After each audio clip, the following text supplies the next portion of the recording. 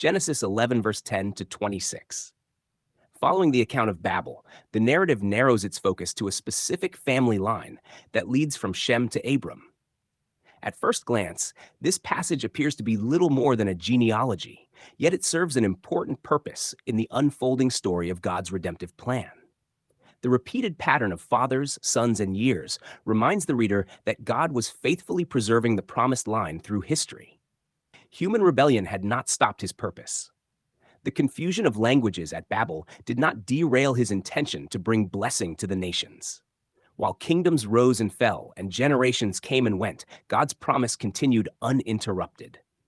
This genealogy traces the line through which God's covenant blessings would ultimately be revealed. Each name represents a link in a chain that God himself sustained.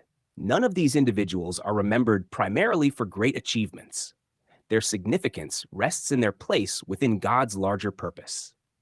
This highlights a recurring biblical truth. God's faithfulness is greater than human accomplishment. A notable feature of this genealogy is the gradual shortening of human lifespans compared to those recorded before the flood. The narrative portrays humanity moving farther away from the conditions of the earliest generations. Yet, even as human life becomes increasingly fragile, God's commitment to his plan remains unchanged.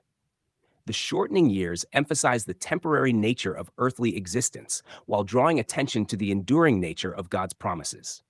The genealogy culminates with Terah and his sons, especially Abram. The long list of names serves as a bridge between the primeval history of Genesis 1 to 11 and the covenant history that begins in Genesis 12. God had not abandoned the world after humanity's repeated failures. Instead, he was preparing the stage for a new chapter through which his blessings would extend outward to all peoples.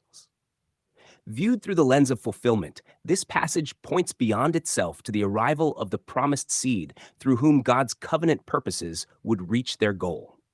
The genealogical line preserved here ultimately leads to the Messiah, in whom all of God's promises find their yes.